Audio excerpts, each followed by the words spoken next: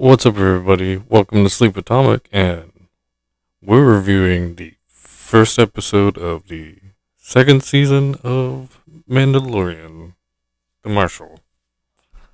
First off, there's the obligatory heck yes for the second season.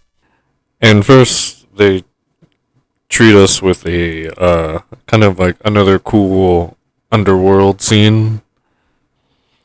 There's a green Cyclops mob boss guy, and he's got like a arena like fight club thing going on that he's like betting on. And there's these two like there's two of the type of aliens that were guarding friggin' Jabba the Hutt. They kind of look like hogs or like a kind of a swine look. And we kind of get like a sampling of pretty much like the whole season a little bit, like on effects wise, because of the makeup and the costumes and the little vibro axes they have. I'm starting to realize before the episode 1 of the first season was kind of like the sampler for the season then as well. But I guess they call it a pilot, but I more regularly recognize it like that. And he's getting in, and then you're like, oh, is this like right after, or like, has it been some time? It doesn't matter. He immediately gets surrounded by guns, and he's looking for the Mandalorians, and the mob boss seems to know of some whereabouts, but he's more interested in the Beskar armor that he has, or maybe just Mandalorian armor. Kind of looks like there's like a established. They're establishing a market for the armor that he has. Maybe like a weapons black market. But Cyclops guy isn't having it, and neither is Din Djarin or our Mandalorian here. And then he like whips out the whistling birds thing with the little like tracking missile things, but and he takes out like 4 or 5 guys. But I don't know. I just keep thinking how the armorer was saying like the. I thought she was meaning the ammo was sparse, but he seems to use it like kind of like a lot. But I don't know if that's what they're trying to say. What to do with your like uh rare ammo, but I know I probably would have held out for like probably too long to use those. And then, ironically or unironically, I don't know, he ends up hog tying the mob boss and then like leaving him under a lamppost. But where he's at is like very important that there's light, and he like shoots out the light, and there's like these red eyes of some pack of something in the darkness, like mauling the mob boss as soon as the lights are out and our Mandalorian walks off. Like, just in case you forgot, like, who our character is, this is kind of like reasserting or reintroducing you to what's going on. Or maybe just his, like, new attitude going forward. And what that attitude eventually, like, brings out and follows through on. And our little guy is with him the whole time. He's just like taking in everything. He's like staring at the graffiti, like these other green people, this fighting ring, how to deal with like the door people, I guess. It just reminds you of that time when you like have to like look up and like witness all this stuff happening between all the grown ups. He seems to know enough to where he at least was like, oh, Pops is gonna do some stuff here. He like quickly like presses the button on the front of his like little bassinet stroller thing, and to close the uh, top of it, so he can do his work and him not get jostled around too much. I'm kind of glad they didn't like start off with like, oh, I gotta get rid of this kid, but it's kind of like the same thing. He's trying to find the Mandalorians first, but it's not so harsh to where it's like, oh, I gotta go find your parents or your people here, kid. It's still like at a nice leisurely pace, as businessy as he is or on task. I like how the doorman's like trying to get the assessment of the Mandalorian, and he like looks over at our little green guy, and he's like, "Oh yeah, you're safe. You're good. You just go through." Like, Gore Koresh, yeah, sure. I did my job. Enjoy the fights. I feel like this is one of those guys from my side conspiracy of everyone not donning their armor and just like walking around normal. Although I have not seen a Twi'lek Mandalorian, but it doesn't seem impossible. And they're just like still like guiding around the one Mandalorian that wants to keep his stuff on and seems to be pretty a natural at doing everything like that and it not being such an incredible effort. You know, just from the shadows, training them, tempering them, tasking him up so he's like from the right cloth, I guess, material. Not that they weren't, but it was only a slice of their life, and it wasn't going to or will be all of it. But it looks like it could be for him. Conspiracy. Sometimes it doesn't sound so much of a conspiracy, more of a thing I want to have happen, but it's there. But the information he gets from the dangling Cyclops being sends him back to Tatooine, and then from here it seems like overly simple in probably even more so on account of how I say it, but uh, basically he finds the Mandalorian, and it's just one person, and but he's like the sheriff of the town, and he's just some dude that bought nonetheless Boba Fett's armor, and he's been wearing it and being sheriff or marshal.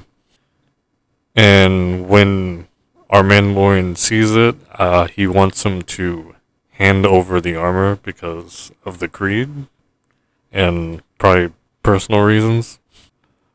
But eventually, he sees the struggle going on, and there's like a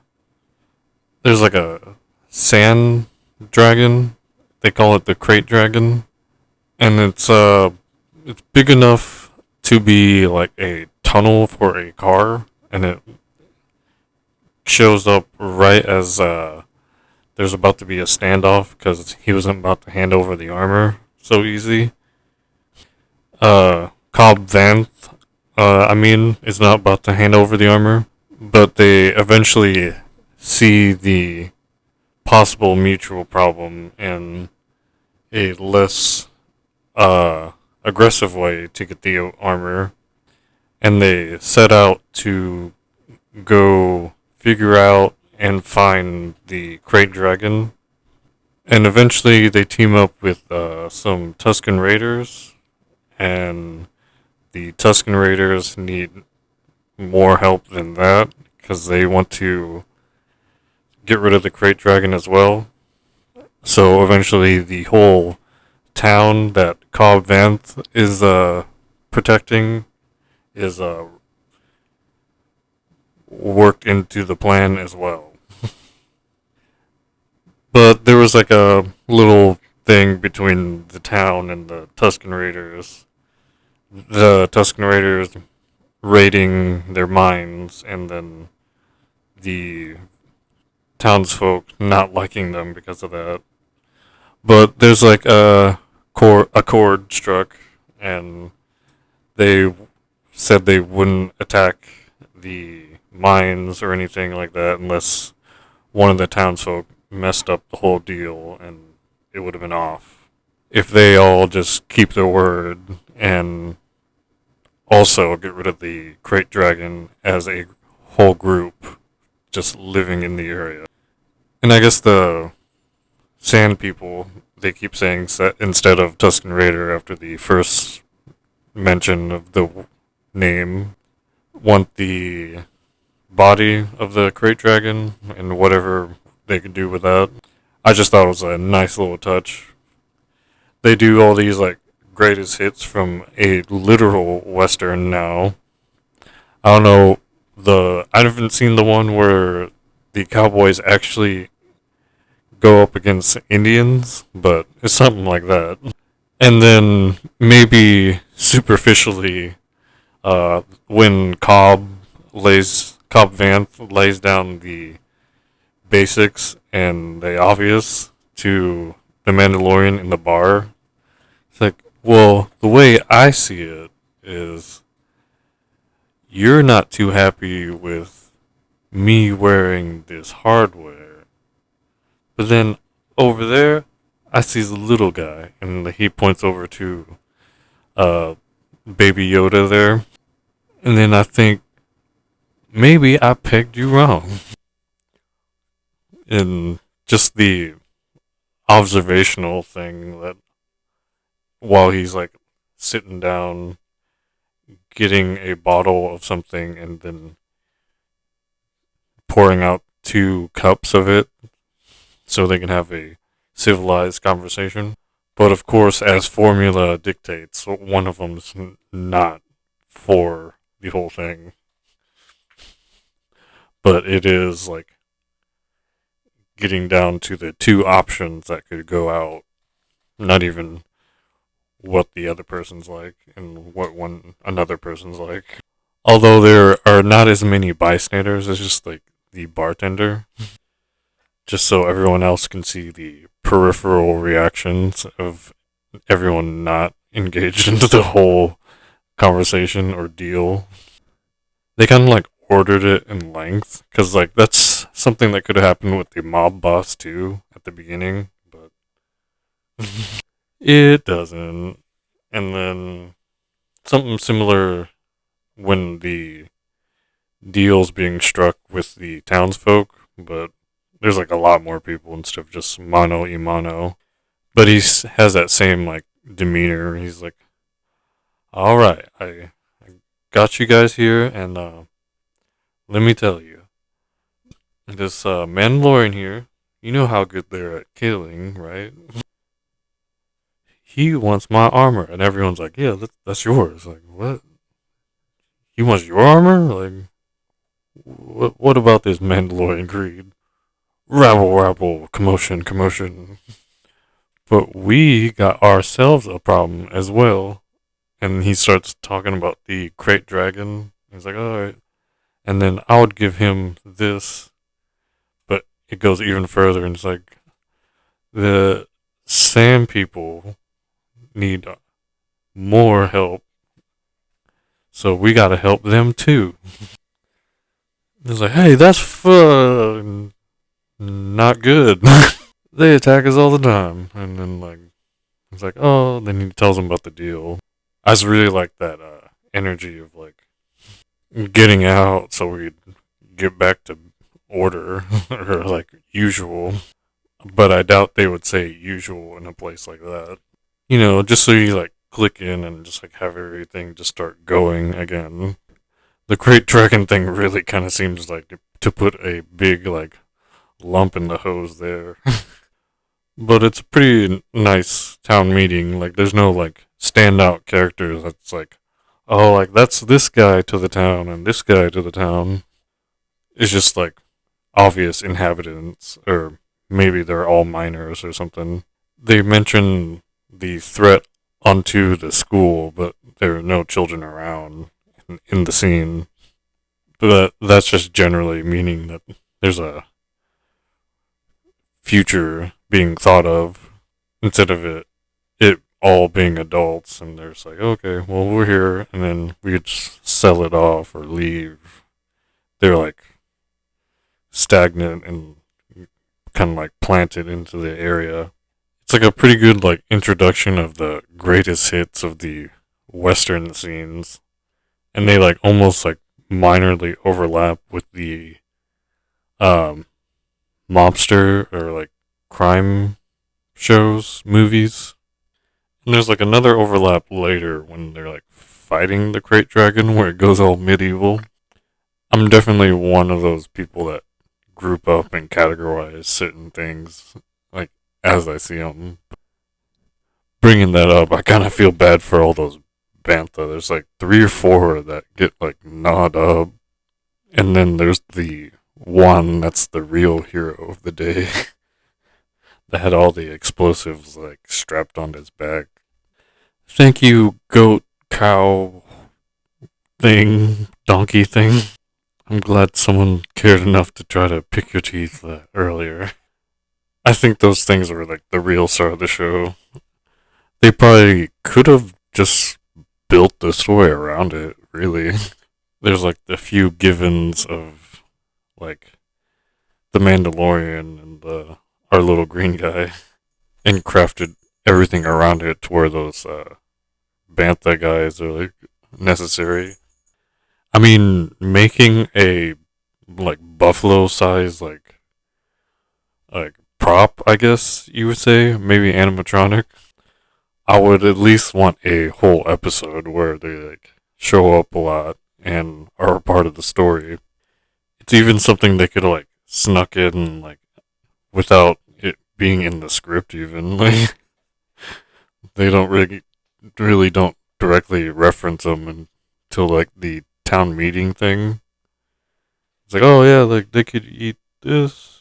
I doubt that's like how it works, but you could probably like as the set people just like put it in there. And then like afterwards they have like the cool little set thing I think is the inside parts of the crate dragon where they're like like harvesting all the usable parts from it, and then even the Mandalorian has like this huge cube of like meat. The grains of the meat make it look like it's pretty good. Like it kind of looks like a giant chunk of beef. It's like a box of like meat, and looks like he quietly like suggests or implies to the little green guy. He's like, yeah, and that's how you make dinner or get ingredients for dinner. Just wrapping in a lesson in there, like the two very like intuitive characters, like to where they kind of almost don't have a conversation, and but when they do, it's like on camera and it's pretty obvious. But then there's like the other ones where it's like something's going on there, but I don't know if it's what I think it is. Like alright, it's trusted, now it's cared for and protected, but now it's like, what's all this here? Like, why is he like? Almost any time you see like the baby Yoda character, the little green guy, but like that's just the one I got out of it.